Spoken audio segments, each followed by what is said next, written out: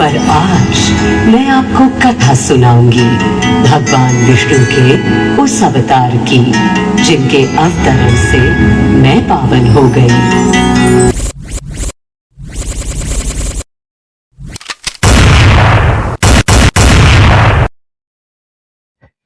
दोस्तों एक बार फिर से स्वागत है आपका अपने YouTube चैनल में।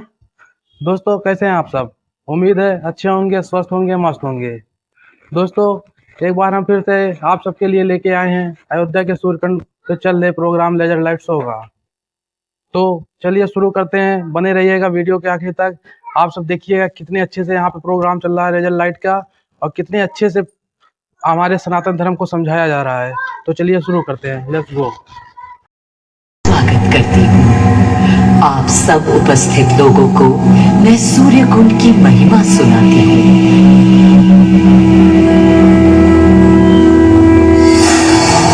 भारत की मिट्टी अनेकों दिव्य आत्माओं की जन्मस्थली है, पर आज मैं आपको कथा सुनाऊंगी भगवान विष्णु के उस अवतार की जिनके अवतरण से मैं पावन हो गई सदा सदा के लिए।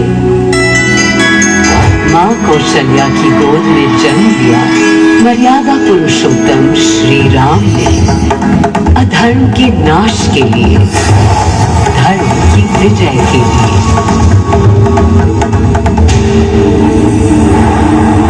किंतु उन्हें अयोध्या त्याग 14 वर्ष के वनवास पर जाना पड़ा। पुनः वो घड़ी आई जब सीता माता के साथ उनका पुनः आगमन अयोध्या में हुआ। हर्ष था चहुओर और उल्लास था हर दिशा में। वो घड़ी बस आने को थी जिसकी प्रतीक्षा में मैं विद्वान थी। जाने कब से प्रभु राम का राज्याभिषेक बस होने को था। हर कहीं उत्सव था, पर इस उल्लास पर दुविधा की कालिमा छा रही थी। श्री राम प्रसन्न नहीं थे। राज्याभिषेक का कोई उत्साह उनके चेहरे पर नहीं था। उन्हें राज्य का लोभ नहीं था, सिर्फ अपनी प्रजा की चिंता थी। सबके मन में एक ही प्रश्न था, कौन हल कर सकेगा श्री राम की इस दुविधा को, मिटा सकेगा इस अंधकार को। किसके तेज से छट जाएगी ये क्रांति? अरे वही जिसके वंशज हैं श्री राम, जो स्वयं सशरीर धरती पर पधारेंगे श्री राम को राम राज्य समझाने।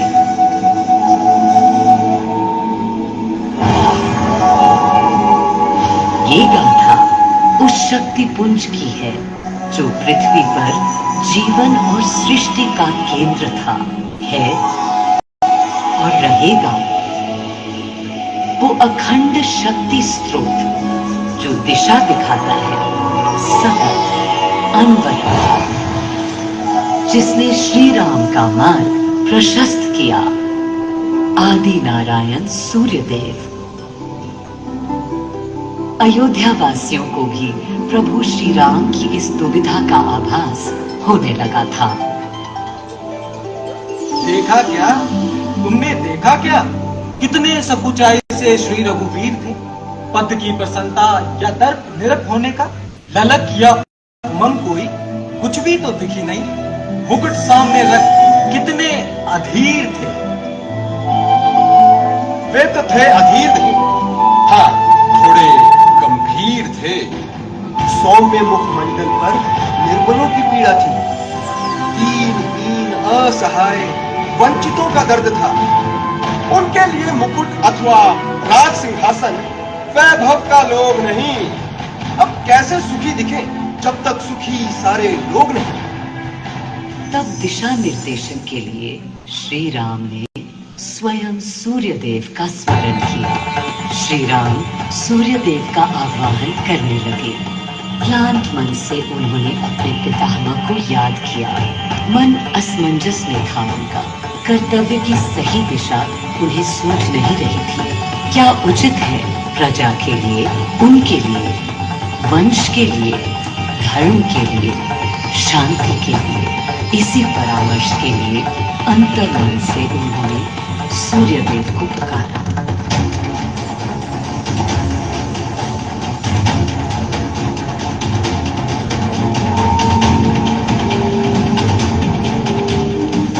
मैं अयोध्या पवित्र से पवित्रतम हो गई हूँ। आज स्वयं श्री राम ध्यानरत हैं, मर्यादा पुरुषोत्तम आवाहन कर रहे हैं, उन सकारात्मक शक्तियों का संचार कर रहे हैं जो उन्हें, मुझे और मेरे यानी अयोध्या के हर निवासी को अनंत काल तक सही दिशा दिखाएगी। संभव है स्वयं सूर्यदेव सशरीर पधारे अयोध्या की धरा पर।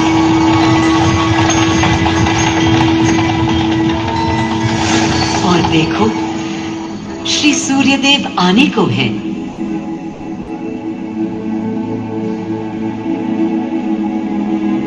उनकी पहली किरण के स्पर्श से कलियां एक एक कर खिलने लगी।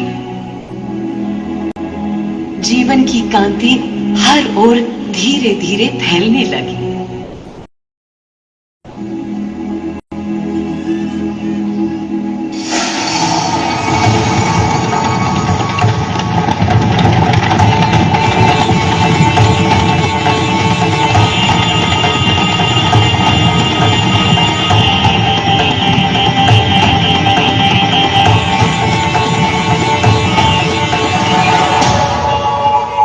कितना अनोखा दिन है। स्वयं सशरीर अपने अलौकिक स्वरूप में पधारे हैं श्री सूर्य देव नारायण, और उनके अधीर मन के संशय मिटाने को।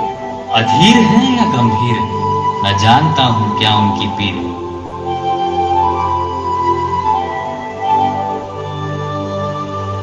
माँ कौशल्या को प्रणाम। कहाँ है राम? अरे अरे, भूलूं ये बात कि कौन बड़ा है। आज्ञा हो तो आपके चरण छू लूं। अरे नहीं नहीं, ये क्या करते हैं आदि पुरुष? ऐसा अनुग्रह सर्वथा अनुचित है। राम वंशज हैं आपके, क्यों पाप का भागीदारी बनाते हैं पितामह? पितामह पितामह होंगे हम ब्रह्मलोक, अब धरती पर जनलोक में आ गए हैं। आइए। चलिए। सूर्यदेव के आगमन पर माँ कौशल्या उन्हें मिली और विनती की कि हे देव, मेरे पुत्र की दुविधा दूर करें, उन्हें राह दिखाएं, ताकि अयोध्या का, पूरे भारत का भविष्य निर्धारित हो सके। आपकी जब पहली किरणें आती हैं तब गोचारण होता है, चिड़िया गाती है, लेकिन इन दिनों कितनी उदास है। कारण है उनके राम की एकाग्र साधना और सुदीर्घ उपवास। सिंहासन की ओर चरण धरना नहीं चाहते, धारण नहीं करना चाहते हैं मुकुट। कोई बात, राज्य अभिषेक के बाद राज्य जो भी चलाए, राम राज उसका ही तो कहलाएगा। मैं आ चुका हूं तपस्वी राम। मनस्वी राम, अपने नेत्र खोलो।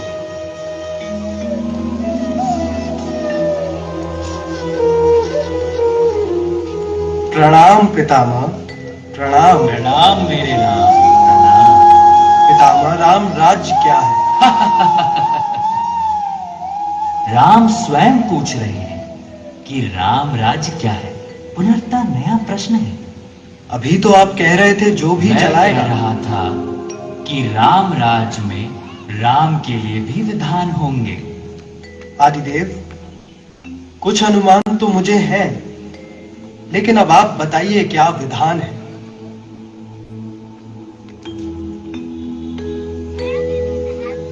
राम राज्य आशय कल्याण है, निर्बलतम मानव का त्राण है।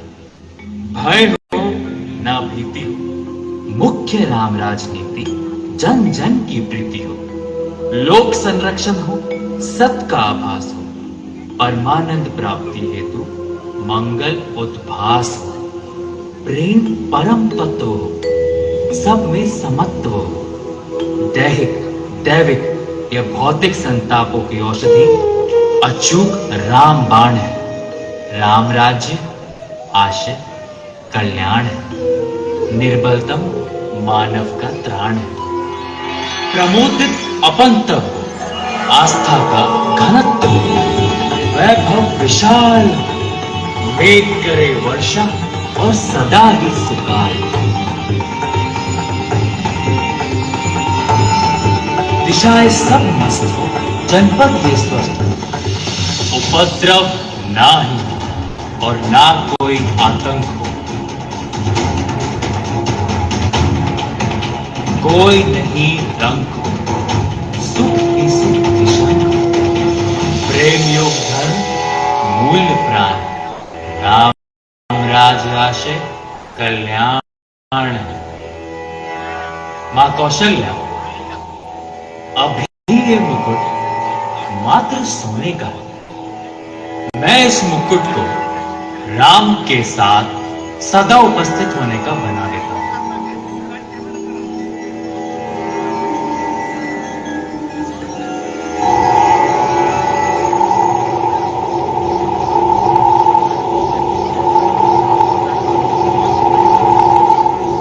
स्वयं सूर्यदेव ने मेरी यानी अयोध्या की धरती पर श्री राम को राम राज्य का वर्णन सुनाया, उसका आधार रखा और उनके मुकुट को अपनी रश्मियों से आशीर्वाद दिया।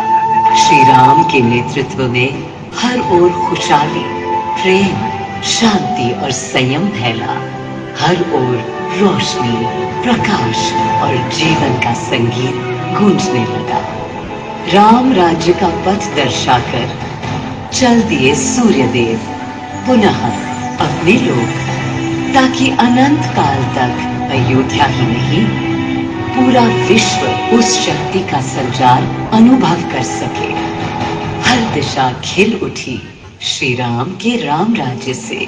सूर्यदेव के स्पर्श से पावन हुई मेरी धरा, पर जहां उनका रथ रुका था वहां स्वयं यह कुंड बन गया।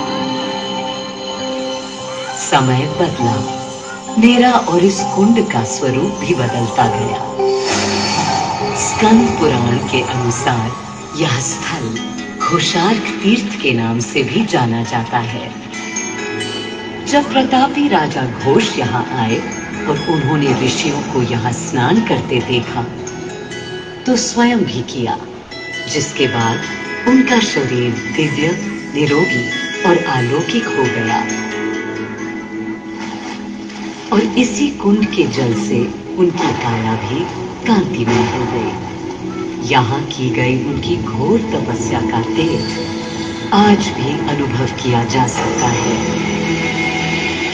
दिन बीते, साल बीते और फिर अनेकों सदियों के बाद राजा दर्शन से यहाँ आए।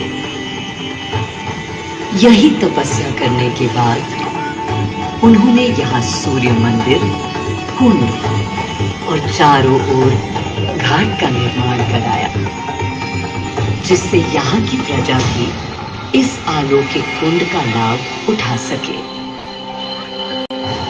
सूर्यदेव के महात्म्य से मैं अयोध्या और तेजमय हो गई, और इसका प्रमाण इस सूर्य कुंड और समीप स्थित गरिमा में सूर्य मंदिर से स्थापित हो जाता है।